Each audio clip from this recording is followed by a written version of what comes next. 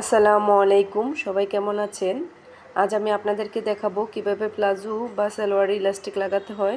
এজন্য আমি এখানে 18 ইঞ্চি ইলাস্টিক নিয়ে নিয়েছি এবং ইলাস্টিকটির দুটি মাথা আমি একসাথে করে এখন সেলাই করে নিব। আর 4 থেকে 5 বার ঘুরিয়ে ঘুরিয়ে অবশ্যই সেলাই করে নেবেন। তো হয়ে গেছে আমার ইলাস্টিকটি সেলাই করা। এবার আমি সালোয়ারের কাপড়টি এক ভাঁজ করে সেলাই করে দিচ্ছি। অনেকে এটি সেলাই করেন না, শুধু হাত দিয়ে ভাঁজ করে নেন, তাও হবে। তবে আমার কাছে মনে হয় সেলাই করে নিলে পরে ইলাস্টিকটি লাগাতে খুব সহজ হয়ে যায়। তো এভাবে ঘুরিয়ে ঘুরিয়ে আমি সালোয়ারের কাপড়টিকে এক ভাঁজ করে সেলাই করে নিয়েছি। দেখুন, এখন আমি ইলাস্টিকটি বসিয়ে নেব।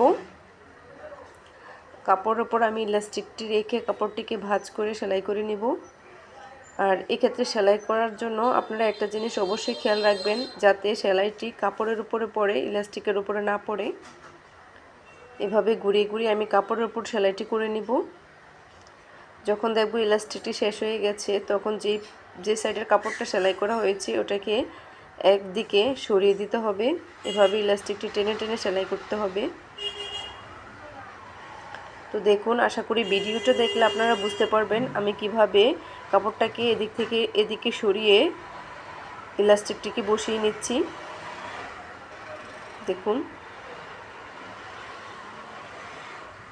কাপড়টিকে টেনে টেনে বসিয়ে ইলাস্টিকটি বসিয়ে নিতে হবে। আমি আবারও বলছি, এক্ষেত্রে অবশ্যই খেয়াল রাখবেন সেলাইটা যাতে কাপড়ের উপরে পড়ে, ইলাস্টিকের উপরে না পড়ে। তো হয়ে গেছে আমার ইলাস্টিকটি জয়েন দেওয়া।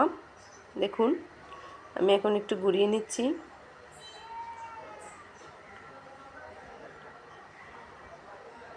এই তো হয়ে গেল আমার ইলাস্টিকটি জয়েন দেওয়া। এবার আমি একটি মাঝে সেলাই করে নিব। আর মাঝে সেলাইটা দেওয়ার সময় অবশ্যই কাপড়টিকে দুই সাইড থেকে টেনে টেনে সেলাই করে নেবেন।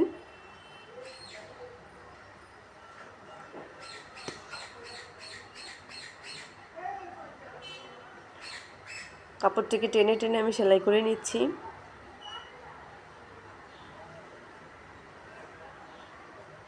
তো যদি আপনাদের কাছে আমার ভিডিওটি ভালো লাগে, তাহলে ভিডিওটিতে একটি লাইক দিয়ে চ্যানেলটি সাবস্ক্রাইব করে পাশে থাকবেন।